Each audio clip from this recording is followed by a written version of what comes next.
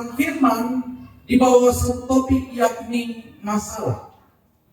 Nah, Bapak Ibu yang saya kasih dalam Yesus Kristus, coba kita bayangkan sejenak, apa jadinya hidup ini kalau semuanya baik-baik saja,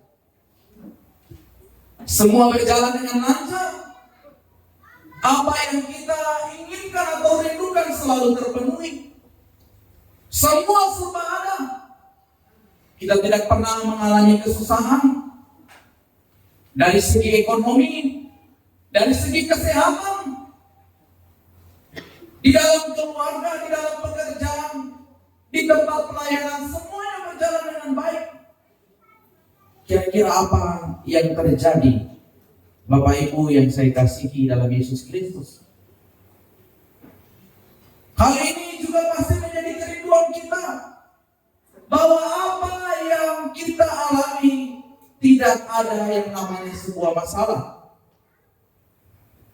Kalaupun kita diizinkan oleh Tuhan menghadapi masalah, pasti kita ingin bahwa kita cepat selesai dari masalah itu. Dan tidak sedikit juga ada orang-orang percaya yang bukannya menghadapi masalah, bukannya ingin masalah cepat terselesaikan, tapi lari dari masalah. Kalau kita memperhatikan kehidupan di sekitar, bahkan dunia saat ini, kalau kita rajin membaca berita di smartphone ataupun kita menonton berita di TV masing-masing kita, harusnya kita menyadari bahwa bumi ini sudah semakin tua. Jumlah penduduk yang sudah banyak, tapi persoalan juga semakin banyak. Usia bertambah, persoalan juga bertambah. Dan kita akan terus diperhadapkan dengan berbagai masalah hidup. Tidak ada yang aman dalam dunia ini. Mau cari tempat aman dimanapun, kita tidak akan temukan. Mau kita tinggal seorang diri di hutan belantara pun, pasti kita akan menghadapi masalah. Pasti akan ada saja tantangan. Mau anak satu, anak dua, anak tiga, anak empat, pasti juga ada masalah. Ya.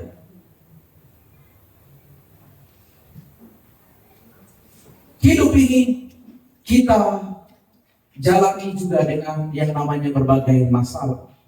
Nah, Bapak Ibu yang saya kasihi dalam Yesus Kristus, pertanyaan sederhananya, bagaimana sikap kita orang percaya? Apa yang Alkitab dan apa yang Tuhan inginkan ketika kita menghadapi masalah hidup ini? Mari kita lihat firman Tuhan di dalam Amos pasal 5.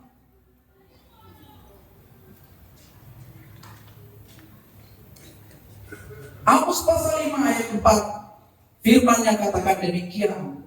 Sebab beginilah firman Tuhan kepada kaum Israel, carilah aku, maka kamu akan hidup. Cari aku, kata firman Tuhan, maka kamu akan hidup. Amsal juga mengingatkan kita dalam pasalnya yang ketiga ayat 5 sampai 7 bahwa kita perlu percaya kepada Tuhan dengan segenap hati dan jangan kita bersandar kepada pengertian sendiri. Akui Dia dalam segala laku, maka Ia akan meluruskan jalanmu. Jangan engkau menganggap dirimu sendiri bijak. Takutlah akan Tuhan dan jauhilah kejahatan. Firman Tuhan dengan jelas ketika kita menghadapi masalah hidup ini, apapun jenis masalahmu, dengan tingkat persoalan yang berbeda-beda, masalah saya dengan saudara berbeda, masalah keluargamu dengan keluarga lain berbeda, masalah dalam pekerjaanmu dengan pekerjaan Tapi solusi hanya satu. Yang pertama, kita harus datang kepada Tuhan. Cari Tuhan. Sadari bahwa hidup ini berasal dari Tuhan. Sadari bahwa apa yang kita miliki, apa yang kita dapatkan, itu semua dari Tuhan. Datang kepada Tuhan. Maka percayalah, ketika engkau memiliki hubungan yang baik dengan Tuhan, itu akan menarik perhatian Tuhan. Dan Tuhan akan memberikan jalan. Tuhan akan menyingkapkan apa yang harus engkau lakukan ketika menghadapi sebuah masalah hidup. Ada hikmat dari Tuhan, ada kuasa, ada pimpinan. Dan ada jalan yang Tuhan berikan ketika engkau datang kepadanya. Datang kepada Tuhan. Kalau kita ingat kisah di dalam Lukas pasalnya yang ke-18, di situ ada dua orang yang datang kepada Tuhan. Ada seorang Farisi dan pemungut cukai. Kita ingat kisah itu. Bagaimana waktu mereka datang kepada Tuhan, seorang Farisi berkata bahwa Tuhan, aku bersyukur bahwa aku tidak sama seperti pemungut cukai ini. Aku tidak sama seperti orang-orang berdosa.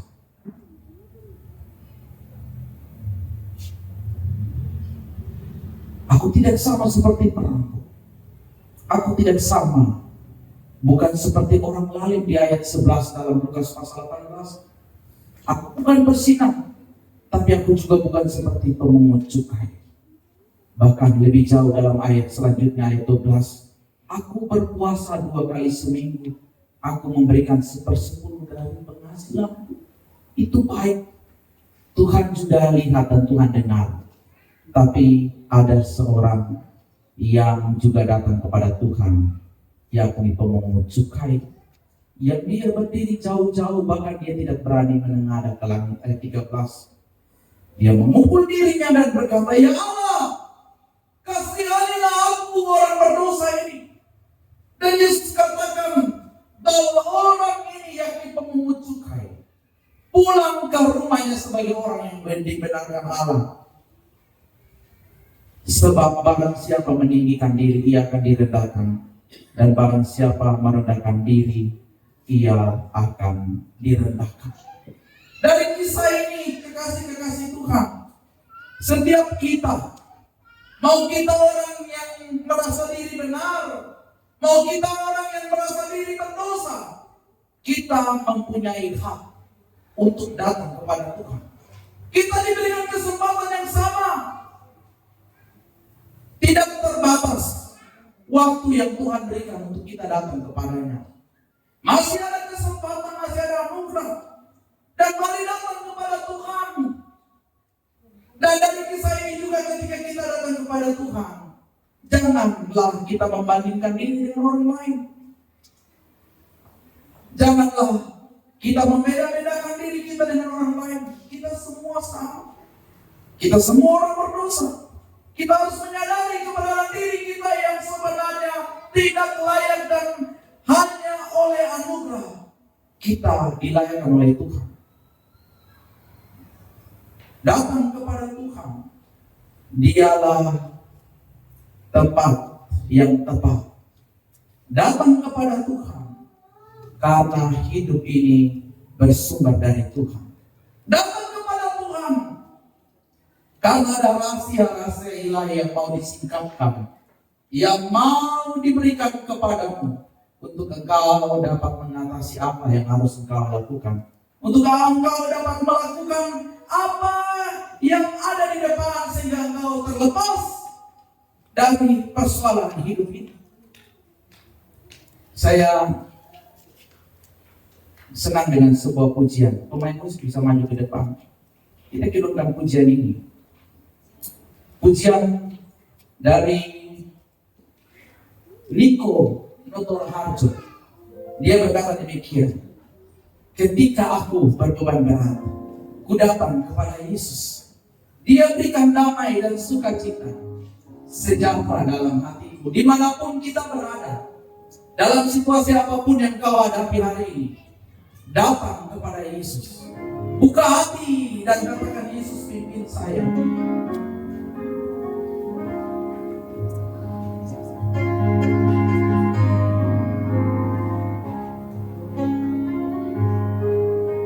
Ketika aku berbeban berat, ku datang kepada Yesus. Dia berikan damai dan sukacita, sejahtera dalam hatiku. Ketika aku berputus asa, ketika aku berputus asa, ku datang kepada Yesus. Dia bebaskanku dan lepaskanku. Kini aku jadi Yesus, Yesus, Yesus, Yesus, Tuhanmu yang namamu ku tinggikan, ku agungkan namamu selama-lamanya. Yesus, Yesus, Yesus, Tuhanmu yang namamu ku tinggikan, ku agungkan namamu selama. Ku tinggikan, ku tinggikan, ku agungkan namamu selamanya. Kekasih-kekasih Tuhan, jangan tahan egomu, jangan tahan waktumu. Ketika ada kesempatan, datang pada Tuhan, datang pada Yesus, rendahkan diri di hadapannya dan katakan, Yesus pimpin saya, ubahkan saya, baharui saya, dan jadikan saya baru. Kita tidak ada apa-apanya, kita bukan siapa-siapa, kita lemah, kita terbatas, kita tidak tahu apa yang akan terjadi di depan. Amin. Atau di sini ada yang tahu hari depannya akan seperti apa? Mungkin bisa angkat tangan. Dan saya akan bertanya, bagaimana hari depan saya 5-10 tahun di depan? Kita tidak ada yang tahu. Dan alangkah bodohnya jikalau kita masih mengandalkan diri kita sendiri. Alangkah itu menjadi sesuatu yang bermasalah ketika kita masih menggunakan kekuatan kita dan apa yang kita pikirkan. Saya mau katakan, kita perlu Tuhan. Dia Tuhan tahu apa yang terjadi di hidupmu di depan. Tahun 2011 semester 2 ketika saya masuk di perguruan tinggi, bukan sekolah tinggi ya, sekolah tinggi teologi Jeffrey. Dalam pelayanan saya ke daerah Mamasa dan Toraja, waktu menggunakan motor, itu tempat saya tidak tahu. Cuma dengar nama, dan saya berjalan dari kota Makassar sampai ke tempat tujuan.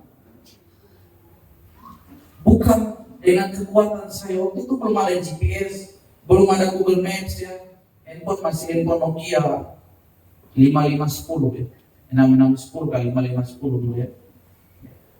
1100 ya, masih poliponik, monoponik gitu ya. Dan dalam perjalanan saya selalu harus bertanya dan bertanya kepada orang yang lebih tahu perjalanan menuju ke Toraja Pemamasa. Setiap persimpangan, setiap berhenti mengisi pom bensin di tempat pengisian bensin ya, mengisi bahan bakar motor, saya selalu harus bertanya, apa yang harus saya lakukan ketika di persimpangan? Ada polisi, ada petugas, sehingga di warung beli minum, harus saya selalu tanya supaya saya tidak tersesat dan dapat tiba di tempat tujuan dengan selamat. Ini yang saya lakukan agar saya selamat dengan tujuan saya. Begitu juga dengan kehidupan kita, umat Tuhan. Mau selamat untuk melihat hari depan yang penuh harapan, mau selamat untuk masa depanmu, masa depan keluargamu, datang dan tanya, karena Tuhan tahu apa yang terjadi di depan, dan Tuhan tahu apa yang harus Anda lakukan, dan Tuhan akan pimpin kita dengan kuasa-Nya. Buka hati, minta Tuhan pimpin dengan kuasa Roh Kudus. Yohanes 14 ayat 16 sampai 18. Ketika Yesus meninggalkan murid-muridnya, janji Yesus, dia berkata bahwa aku akan meminta kepada Bapa, dan Ia akan memberikan kepadamu seorang penolong yang lain, supaya Ia menyertai kamu selama-lamanya, yaitu Roh kebenaran. Dunia tidak dapat menerima Dia, sebab dunia tidak melihat Dia dan tidak mengenal Dia, tetapi kamu mengenal Dia, sebab Ia menyertai kamu dan diam di dalam kamu. Aku tidak akan meninggalkan kamu sebagai yatim piatu. Aku akan datang kembali kepadamu. Yesus menjanjikan penghibur. Yesus sudah tidak ada lagi di dalam dunia ini. Tugasnya sudah selesai. Keselamatan sudah diberikan. Jaminan itu sudah nyata melalui pengorbanannya di atas kayu salib. Walaupun Dia sudah tidak bersama-sama dengan kita, tapi ada satu penolong, yakni Roh Kudus. Ingat, kita perlu meminta pertolongan Roh Kudus. Tugasnya jelas. Yesus katakan bahwa Roh yang akan diberikan kepada kita akan menyertai kita selama-lamanya. Dia akan menyingkapkan kebenaran. Dia akan memimpin kita kepada seluruh kebenaran. Dia akan menolong kita untuk dapat melakukan apa yang seharusnya kita buat dan apa yang Tuhan inginkan kita kerjakan. Inilah Roh Kudus yang harus kita sadari. Buka hati. Kita sudah undang Yesus. Kita sudah terima Yesus sebagai Tuhan dan Juru Selamat. Tapi apakah kita sudah mengundang kuasa Roh Kudus untuk memimpin kita? Apakah kita sudah buka hati dan peka terhadap suara Tuhan melalui kuasanya Roh Kudus? Roh kebenaran memimpin kita kepada seluruh kebenaran. Roh Kuduslah yang akan menolong kita dalam mengatasi berbagai persoalan hidup. Roh Kuduslah yang akan memberikan kita kekuatan untuk melewati hal-hal yang di luar dari apa yang kita pikirkan dan duga. Roh Kuduslah yang akan membukakan pintu-pintu yang tertutup. Roh Kuduslah yang akan menuntun engkau kepada kekudusan hidup di dalam Tuhan. Amin. Sebuah pujian yang berkata, Roh Kudus, kau hadir di sini. Roh Kudus, ku mengasihimu. Tapi apakah kita betul-betul mengundang Roh Kudus untuk hadir dan pimpin kita?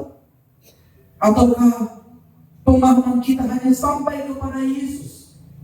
Yesus Juru Selamat benar. Yesus penolong. Yesus yang akan memimpin kita. Yesus yang menjamin keselamatan.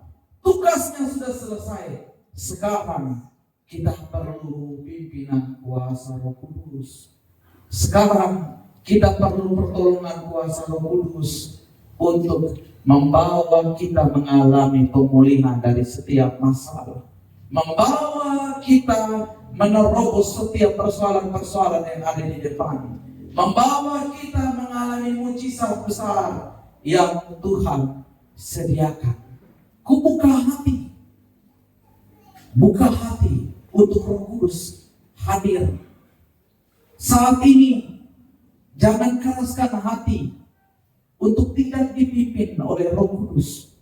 Kalau Roh Kudus memimpinmu, apa yang kadangkala itu tidak engkau pikirkan, apa yang kadangkala tidak masuk di akal, apa yang kadangkala itu susah dalam pandanganmu, Roh Kudus akan membuatmu melihat mujizat dan perkara-perkara besar di depan.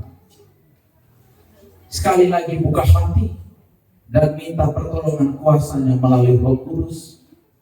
Jangan sampai engkau lupa bahwa ada penolong yang telah disediakan Yesus bagimu. Dialah Roh Kudus. Dialah Roh penghibur. Dialah Roh yang akan memimpinmu untuk mengalami kuasa kemenangan. Buah-buah Roh itu akan nyata ketika Roh Kudus hadir. Engkau akan dipulihkan, engkau akan dimerdekakan, hidupmu dipulihkan, pekerjaanmu dipulihkan, rumah tanggamu dipulihkan, karena ada Roh Kudus. Amin. Roh Kudus, kau hadir di sini. Maka buka hati hari ini. Saat ini saja kita undang sekali lagi Roh Kudus hadir, dan biarlah Roh Kudus memimpin kita untuk mengalami kuasa pemulihan, kuasa kemenangan. Roh Kudus yang akan memimpinmu berjalan di depan, dan engkau akan tahu apa yang harus engkau buat. Engkau akan tahu harus seperti apa saya berbuat, harus bagaimana saya mengatasi masalah ini, apa yang harus saya lakukan ketika saya menghadapi sebuah masalah hidup. Roh Kudus, kau hadir di sini. Kita buka hati untuk Roh Kudus menjamah kita, memulihkan kita dalam mengatasi dan dalam menghadapi setiap persoalan. Roh Kudus, kau hadir di sini. Roh Kudus, ku mengasihimu. Kau lembut, kau manis, kaulah penghiburku, penolongku, diutus Bapakku. Roh Kudus, kau hadir. Roh Kudus, kau hadir di sini. Roh Kudus, ku mengasihimu. Roh Kudus, ku mengasihimu. Dia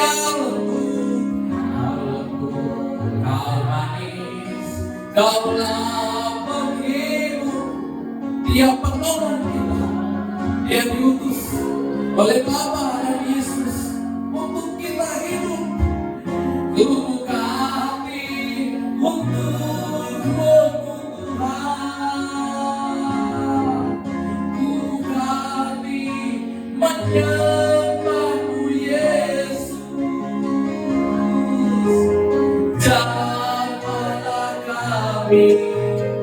Penuhi kami dengan kuasa alamat. Ku buka hati untuk Roh-Mu Tuhan. Ku buka hati menyembah-Mu Yesus.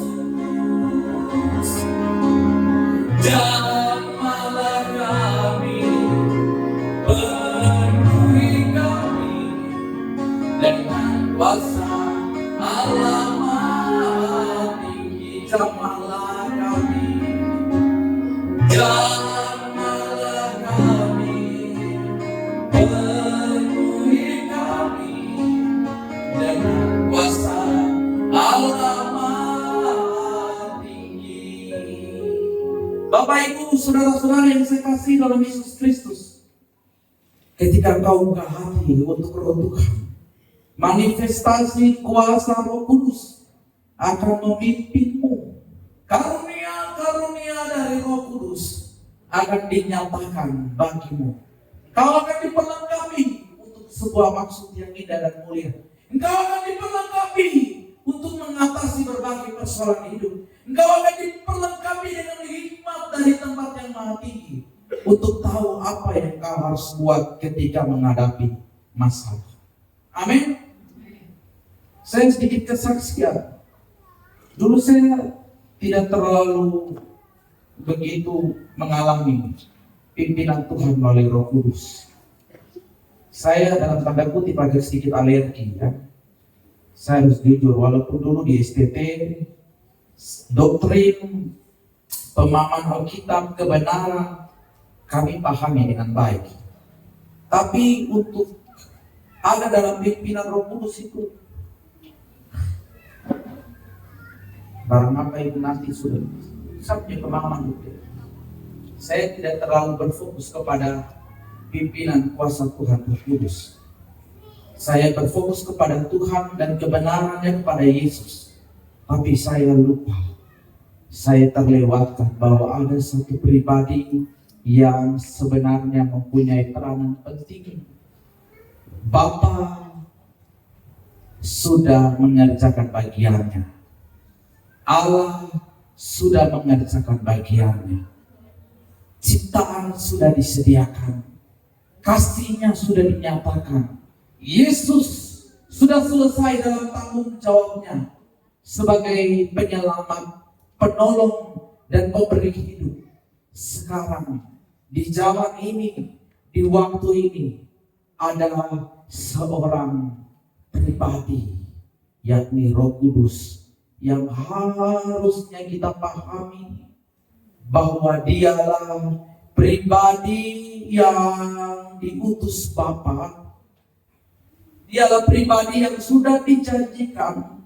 Dialah pribadi yang harusnya menolong kita untuk menyikapi berbagai persoalan hidup. Murid-murid Tuhan ketika Yesus sudah meninggalkan mereka, mereka ada ketakutan, mereka ada kekhawatiran, mereka penuh dengan persoalan, mereka dikucilkan, mereka didiskriminasikan, mereka dianiaya, mereka dipinggirkan. Tapi pertolongan Tuhan melalui kuasa Roh Kudus, karunia-karunia kuasa Roh Kudus memampukan mereka sehingga kekristenan itu menyebar, sehingga kekristenan itu dikenal di seluruh dunia, sehingga nama Yesus, nama yang memberi kemenangan, itu dapat didengar oleh saudara dan saya hari ini. Pertolongan Roh Kudus itu diperlukan. Undang dia, buka hati, dan katakan, Tuhan pimpin saya melalui kuasa Roh Kudus. Dia akan memberikan kepekaan kepadamu untuk apa yang harus engkau buat di depan.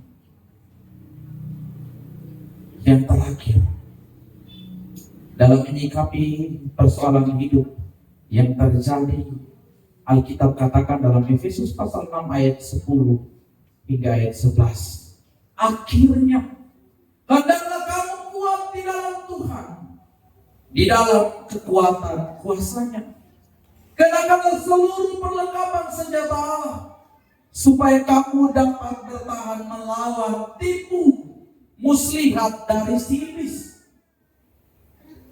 Alkitab katakan kuat, bukan di dalam keluarga, bukan di dalam pekerjaan, bukan di dalam keadaanmu, bukan di dalam situasi yang kau alami saat ini, tapi kuat itu di dalam Tuhan, di dalam kekuatan kuasa-Nya. Dan kita perlu mengenakan seluruh perlengkapan senjata supaya kita dapat bertahan melawan tipu muslihat dari si iblis. Kita perlu menyadari bahwa berbagai persoalan hidup yang kita hadapi Memang benar Tuhan izinkan. Memang benar itu akibat ulah kita mungkin. Tapi ada pribadi yang juga mau merusak dan punya andil di dalam, yakni si iblis. Dia sedang memperhatikan hidup kita. Dia mau untuk kita jauh dari Tuhan. Dia mau untuk kita tidak mengalami kasih dan janji Tuhan.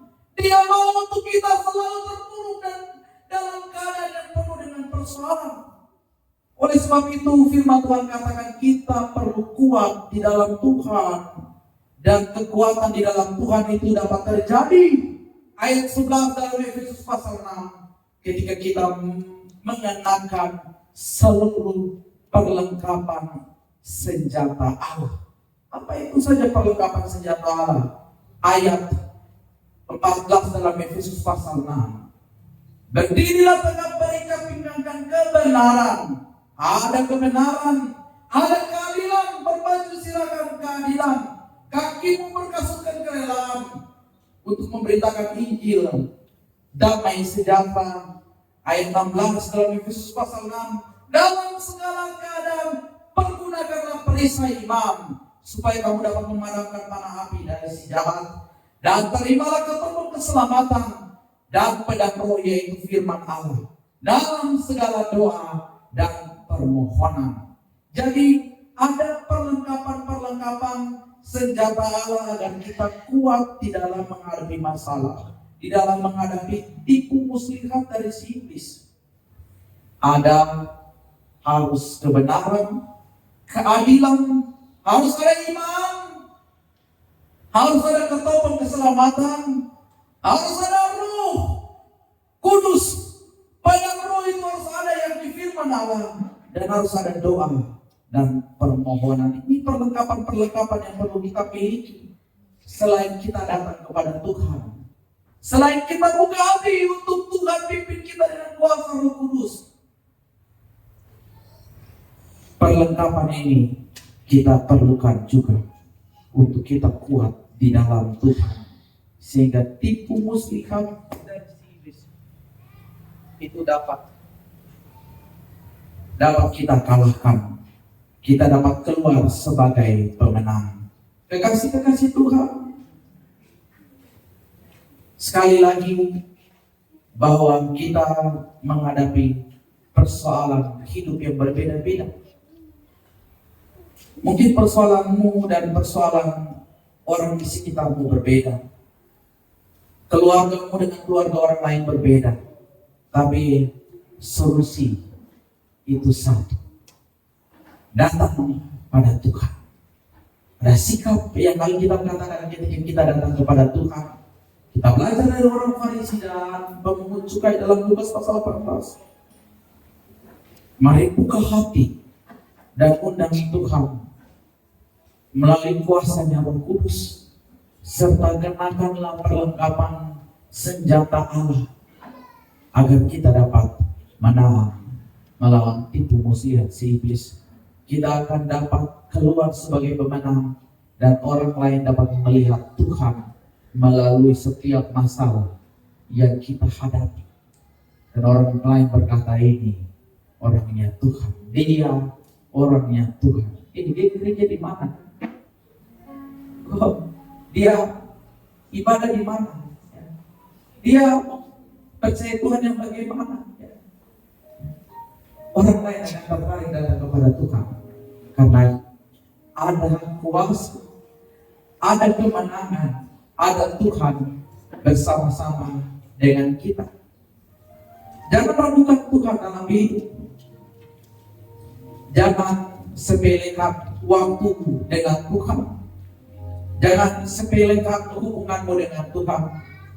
Kalau hatimu terasa berat, datang pada Tuhan, tanya Yesus. Datang dan lihat kebenaran firman-Nya. Ada Roh Kudus yang sudah diberikan oleh Yesus untuk kita mengalami kemenangan.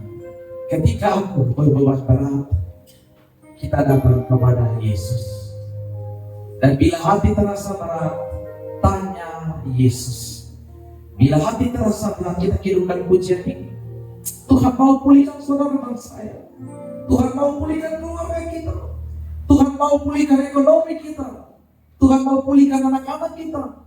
Tuhan mau pulihkan masa depan. Hanya yang Tuhan minta harus kau lakukan. Datang pada Tuhan. Buka hati dan undang Yesus. Terima kasih. Terima kasih untuk firman.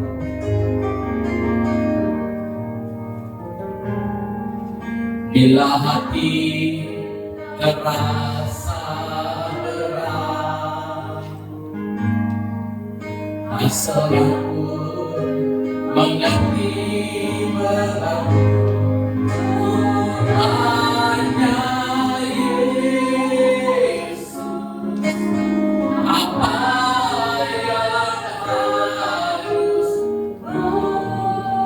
buat.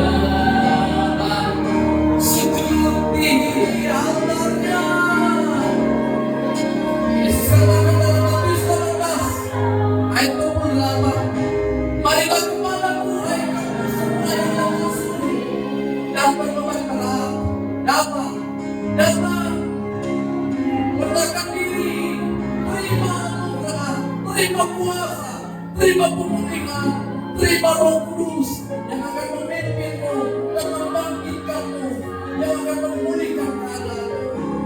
Dia baik. Tuhan akan membahagi hidupmu. Dia mau bahagi hatiku.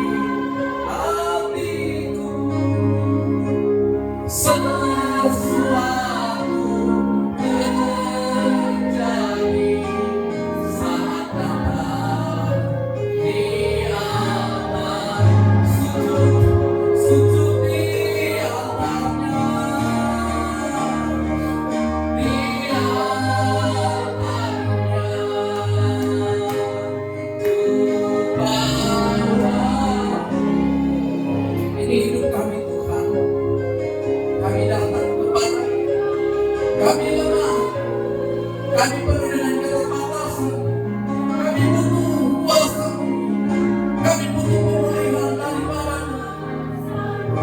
Ubah kami ya Tuhan, Dia ubah hatiku.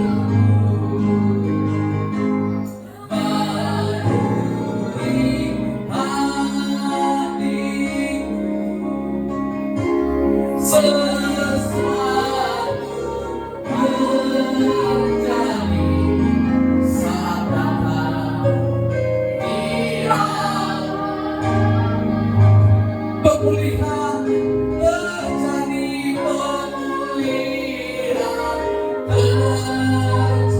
mujizat terjadi, mujizat terjadi, saat datang di antaranya. Haleluya. Terima kasih Tuhan, terima kasih Roh yang kudus, pimpin, ubahkan, pulihkan, merdekakan kami, barui kami semua, barui hidup kami, berikan kemenangan, berikan kepastian, berikan pintu-pintu yang terbuka. Kami percaya tidak ada yang mustahil bagi Engkau. Kami percaya di dalam-Mu ada kemenangan. Kami percaya di dalam-Mu ada kemerdekaan. Kami percaya di dalam-Mu kami akan melihat tanda-tanda heran menyertai di dalam keluarga umat-Mu, di dalam kehidupan anak-anak, di dalam masa depan pekerjaan, pelayanan, di dalam pendidikan, di dalam masa depan, di dalam pasangan hidup, dalam nama Yesus, di dalam pimpinan kuasa pertolongan Roh Kudus menyertai dari sekarang sampai selama-lamanya. Amin. Saya kembalikan kepada Tuhan.